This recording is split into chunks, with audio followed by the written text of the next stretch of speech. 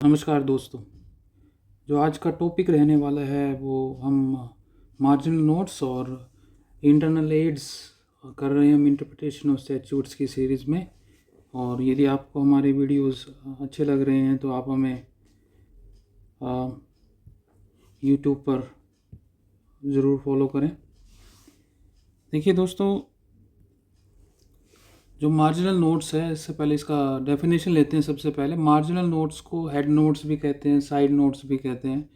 और basically marginal notes they are brief summaries और comments placed in the margins of legal text, statutes और case law. जैसे basically हमारी copy में हाशिया कहते हैं हम, मार्जिन कहते हैं, फुटे से लाइन खींचते हैं, उसके लेफ़्ट या राइट में अगर हम कुछ लिख देते हैं तो उसको मार्जिनल नोट्स कहते हैं। और इनका जो बेसिक पर्पज़ है वो है क्विक रेफरेंस देना जो content of the main text है। यानी कि कई बार हम पैरे के आगे मान लीजिए जैसे हम यहाँ पे लिख देते हैं कि इसके अंदर क्या है, इसके अंदर है जैसे सपोज करिए डेफिनेशन जो है वो रहती है। अगर ये लिख देते हैं तो ये रहेगा आपका अब देखिए जैसे यहाँ पे हमने लिख दिया, सपोज करिए डेफिनेशन लिख दिया, तो ये जो हो गया ये हो गया मार्जिनल नोट्स इस पैरा का। तो marginal notes they are brief summaries written in the margin of a document, book, legal text, provide clarity और हाईलाइट की पॉइंट्स बेसिकली।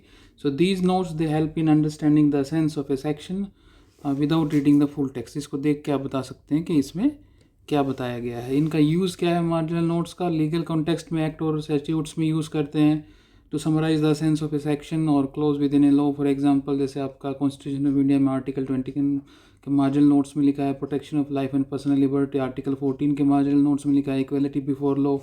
तो देखते ही पता लग जाता है कि ये आर्टिकल किसके रिगार्डिंग है। जुडिशियल रूलिंग में यूज़ करते हैं, जैसे Keshavan Bharati versus state of Kerala का केस है, उसमें बेसिक स्ट्रक्चर डॉक्ट्राइन को मार्जिनल नोट्स में लिखा। एकेडमिक बुक्स और रिसर्च पेपर्स में यूज़ करते हैं to summarise the case law and legal principles. Political science और हिस्ट्री की बुक्स में भी इंपॉर्टेंट इवेंट्स और फैक्ट्स को हाईलाइट करने के लिए यूज़ कर रहे हैं। गवर्नमेंट डॉक्यूमेंट्स और रिपोर्ट्स में, खासकर बजट डॉक्यूमेंट्स में, कमेटी रिपोर्ट्स में हम इनको यूज़ करते हैं टू समराइज दी की एलोकेशन स्कीम्स और recommendation. The basic purpose of marginal note is to serve as a quick reference, but they are not considered as part of the substantive law, mail law, and can't be used for legal interpretations. So moving to the important case laws, case law 1 is Bengal Immunity company limited versus state of Bihar, 1955 का case है, Supreme Court का landmark judgment है और basically article 286 of the constitution से concern करता है। क्यों issue था कि जो हम सेल टैक्स इम्पोज करते हैं, जो स्टेट की पावर है इम्पोज करने की सेल टैक्स, और उस पर रेस्ट्रिक्शंस क्या हैं आर्टिकल 286 के अंदर। अब मेजोरिटी व्यू ये था कि marginal notes to article 286 they are part of the constitution and can be used to interpret its meaning and purpose. Now marginal note to article 286 reads as restrictions as to imposition of tax on the sale or purchase of the goods, and since the marginal notes in the Indian constitution were included by the constitutional assembly, यानी कि जो संविधान सभा थी उन्होंने marginal notes को use किया constitution में। इसका मतलब वो चाहते थे कि इनको यूज़ किया जाए to understand the main provisions. और मैं हमेशा कहता हूँ कि जब भी आप कॉन्स्टिट्यूशन स्टडी करें उससे पहले जो CAD यानी कैड है, कॉन्स्टिट्यूटेंट असेंबली डिबेट्स, उनको ज़रूर स्टडी करिए दोस्तों, और बिकॉज वो हेल्प करती हैं to understand the main provisions of the constitution. वो जब हम एक्सटर्नल एड करेंगे तो उसको डिटेल में डिस्कस करेंगे। Now moving to the minority view, specially justice Iyer, he dissented and argued that the marginal note should not be relied upon to construe the meaning of a provision. He specifically held that marginal note to Article 286 Clause 1 Clause A cannot be used to interpret the explanation and should not override the plain meaning of the text. So basically, legal significance of the case is that this case plays a crucial role, especially in shaping the constitution interpretation of provision concerning taxation, and it contributed to the debate on whether marginal notes should be considered as an aid to interpretation, with the later rulings leaning towards treating them as non-determinative. So basically उनको हम use नहीं करते हैं। Case law 2, Chandler versus Director of Public Prosecution, House of Lord का case है दोस्तों, बहुत important case है। और सिग्निफिकेंट जजमेंट है, and it provided that marginal notes in the statutes are not determinative in interpreting the meaning of a legal provision when the text itself is clear. यानी कि बड़ी सीधी सी बात है, जब कानून क्लियर हो, वो जो प्रोविज़न है, वो लॉ का पार्ट है, सेक्शन है, धारा है, वो यदि क्लियर है तो मार्जिनल नोट की ज़्यादा इम्पोर्टेंस नहीं है। इस केस के अंदर सेक्शन 1 जो था ऑफिशियल सीक्रेट्स एक्ट 1911 का, वो ऑफेंस बनाता है if a person like he tries to approach, enter और be in the vicinity of a prohibited place and for any purpose prejudicial to the safety or interest of the state. Now, marginal note to this section, section 1 of Official Secrets Act, it reads penalties for spying. Now, the defendants argued that the offense should be restricted only to the acts of spying based on these marginal notes. But House of Lords said that marginal note cannot control or limit the interpretation of the statutory provision. The actual language of the provision was broad enough to cover acts beyond spying, and this section applied to any prejudicial act, not the spying, and the courts had to give effect to the plain meaning of the statute. Now, the legal principle that was established in this case was, number one, that marginal notes are not part of substantive law, and they cannot be used to limit or alter the meaning of a clear word of the statutory provision. And number two, when the language of the provision is clear, it must be given full effect regardless of what the marginal note suggests. It means that clear provision of the law overrides marginal notes. Case law 3, Indian Aluminium Company versus Kerala State Electricity Board 1975 का case है, Supreme Court का case है, significant case है, और इसके अंदर basically बात हुई थी कॉन्ट्रेक्चुअल ऑब्लिगेशंस और role of marginal notes in legal interpretation को लेके. The key legal issue was whether the Kerala State Electricity Board entered into a contract with the Indian Aluminium Company to supply electricity at specific rates. Now, this electricity board sought to unilaterally increase the rates, citing rising cost of power generation, distribution, and supply.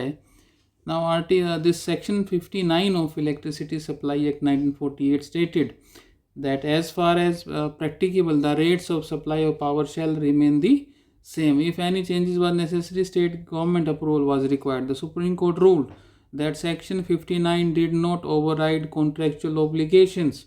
The electricity board could not unilaterally increase rates in violation of the contract. Now, marginal note to section 59, please pay attention here. ये कहता था दोस्तों, marginal note जो था धारा 59 का, ये कहता था general principle for boards finance. Now it had no legal value as an aid to interpretation, यानी clear provision of law override करेगा मार्जिनल नोट्स को. Marginal note do not control और limit the plain meaning of a statutory provisions. Now the legal principle established was number one, statutory provision must be interpreted based on their text and intent, not marginal notes. कानून को हम कानून की व्याख्या करेंगे उसकी wording के साथ, उसकी जो बनाने की मंशा के साथ, ना कि मार्जिनल नोट को देख के. और marginal note can not violated on the basis of general statutory provision unless it is clearly stated. The contract of course can not be violated, especially on marginal notes. The government approval is necessary for rate changes, but it does not permit unilateral contract violations. Case law 4, Tara Prasad versus Union of India 1980 का case है, Supreme Court का case है. It deals with the principle that marginal notes and the chapter titles in a statute cannot override or alter the substantive provisions of the law. यानी कि chapter का नाम या marginal note किसी भी clear provision of law को override नहीं कर सकते. Now the key legal principles from this judgment were number one, marginal notes and chapter titles, they have no controlling effect, and if a provision is otherwise constitutionally valid, it cannot be rendered legislatively incompetent merely because of the way it is titled or labeled. Now, number two, legal principle was that the primary focus in statutory interpretation should be on the object and purpose of the act rather than marginal notes or heading. यानी कि जब हम कानून की व्याख्या करें तो जो प्रोविज़न की व्याख्या करने का कोशिश करें, उसका ऑब्जेक्ट देखें, उसका पर्पस देखें कि क्यों ये कानून बनाया गया था, ना कि हमारा जो फोकस है वो मार्जिनल नोट या हेडिंग पे होना चाहिए. Now the court must consider whether the legislature was competent to enact the provisions based on its substance and purpose, and the court emphasized that whether a particular objective is effectively achieved by an act is a matter of legislative policy. Now judiciary role is to examine whether an act is within the constitutional framework, but not to assess the efficacy of legislative measures. Now this judgment aligns with the earlier ruling, that is Chandler versus DPP, Indian Aluminium Company versus Kerala State Electricity Board, that marginal notes and headings cannot be determinative in statutory interpretations. Case law 5 K P Varghese versus income tax officer 1981 का case है, Supreme Court का case है. Landmark judgment है Supreme Court of India का. Basically जो section 52 of income tax act 1961 से concern कर रहा है.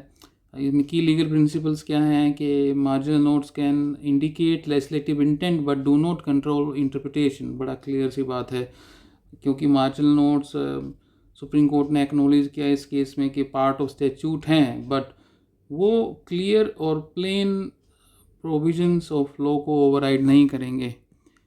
And they may be used as an interpretive aid to understand the legislative intent if the wording of the provision is unclear. Only when जब provision यानी कानून को समझने में दिक्कत हो रही है तो मार्जिनल नोट्स को रेफर कर सकते हैं. Now this section 52 of income tax act, the marginal note originally applied only to subsection 1 but remained unchanged even after the introduction of subsection 2. The court interpreted this as an indication that subsection 2 also dealt with the cases of understatement of consideration in property transfers. Now the judgment emphasized that tax statute should be interpreted in a manner that aligns with the legislative intent and avoids unfair taxation. Basically जब भी हम tax यानी कि tax कानून को व्याख्या करें तो इस तरह से करें कि उनके बनाने की मंशा के साथ अलाइन करें और किसी भी तरह का अनफेयर टैक्सेशन नहीं होना चाहिए. और लिटरल इंटरप्रिटेशन को रिजेक्ट कर दिया कोर्ट ने और कहा कि that would lead to unintended tax liabilities as there were no actual understatement of considerations. Now this case is significant because it reinforces that marginal notes, though not determinative, can provide contextual guidance. ये बड़ा important word लगा यहाँ पे कि contextual guidance के लिए हम marginal notes को देख सकते हैं. Case law 6 SP Gupta versus president of India 1982 का केस है, सुप्रीम कोर्ट का केस है, लैंडमार्क जजमेंट है. It primarily deals with judicial independence and constitutional interpretation. However, it laid down important principle regarding statutory interpretation, particularly the role of marginal notes. And the key legal principles is that marginal note cannot override the clear meaning of a statute. And marginal notes, number 2, they serve as an interpretive aid in case of ambiguity. Provision यदि ambiguous है तो marginal notes को refer कर सकते हैं legislative intent को समझने के लिए. But however this is a secondary tool. ये बड़ा इंपॉर्टेंट वर्ड है, ध्यान रखिए. मार्जिनल नोट्स एक सेकेंडरी टूल है. The primary focus should remain on actual wording of A statute, यानी कि जो हमारा मेन जो फोकस है वो मेन कानून के मेन प्रोविजन के ऊपर रहना चाहिए, उनके वर्ड्स के ऊपर रहना चाहिए, ना कि मार्जिनल नोट्स के ऊपर. और case law 7 P Ayesha Potty versus returning officer Kollam district 2002 Kerala high court का जजमेंट है. It reaffirm that principle this reaffirmed the principle that marginal notes in statutes and constitutional provision can only be used as an interpretive aid if the main provision is ambiguous. Now key legal principle from this judgment remains: number 1, that marginal note of article 243O of the constitution titled bar to interference by court in electoral matters. It was examined. The court held that if the main provision is clear, marginal note cannot be used to override its clear meaning. And in article 243O restricts judicial interference in panchayat election except through an election petition as prescribed by law. The Kerala Panchayat Raj Act 1994 contains similar provision, but neither the article nor the act completely outs the jurisdiction of civil court in election matters. The court rejected an absolute bar on judicial review, clarifying that court can still intervene in certain cases. यानी कि article 243 वो कह रहा है कि आपका election पर panchayat election में कोर्ट का इंटरफेरेंस नहीं है, पर यहाँ पे कोर्ट ने क्लियर किया कि एब्सोल्यूट बार जुडिशियल रिव्यू पे नहीं लगा सकते, क्योंकि जुडिशियल रिव्यू केशवानंद भारती के केस में कहा कि बेसिक स्ट्रक्चर है इंडियन कॉन्स्टिट्यूशन का, और marginal notes are secondary aid, ये हम पढ़ चुके हैं इस केस के अंदर। और बड़ा क्लियर किया that this ruling reinforces the limited role of marginal notes in statutory and constitutional interpretation. So what is the conclusion of today's lecture? क्या conclusion है दोस्तों आज के इस discussion का कि marginal notes in interpretation refer to annotations, comments or side remarks added to a text to clarify, critique or expand upon its meaning. इसको अच्छे से याद कर लेंगे, स्क्रीनशॉट ले सकते हैं, स्लाइड का बड़ा अच्छे से लिखा हुआ है। और in legal interpretation, marginal notes, also called side notes or headings, they may summarize or indicate the content of a legal provision, but courts often do not treat them as having authoritative weight. यानी कि nutshell में बोलें तो यदि कानून जो है, main कानून है, वो यदि क्लियर है, उसके वर्ड्स क्लियर हैं, मीनिंग उसका बिल्कुल क्लियर निकल के आ रहा है, तो हम उसको ही रीइंफोर्स करेंगे, बशर्ते कि लेजिस्लेटिव इंटेंट भी वही हो, फिर हम मार्जिनल नोट्स पे नहीं जाएंगे। अगर यदि मेन प्रोविज़न में कुछ दिक्कत आ रही है, मल्टीपल इंटरप्रिटेशंस निकल के आ रहे हैं, लेजिस्लेटिव इंटेंट के साथ लाइन करने के लिए हम मार्जिनल नोट्स को रेफ़र कर सकते हैं। तो आशा करते हैं दोस्तों आपको आज का लेक्चर हमारा पसंद आया होगा, और इसी तरह के लेक्चर्स को प्राप्त करने के लिए आप हमारे चैनल को लाइक, सब्सक्राइब और कमेंट करिए, अपने दोस्तों के साथ शेयर करिए, और आप इंस्टाग्राम हैंडल डॉक्टर अनुपम आचार्य को भी फॉलो कर सकते हैं।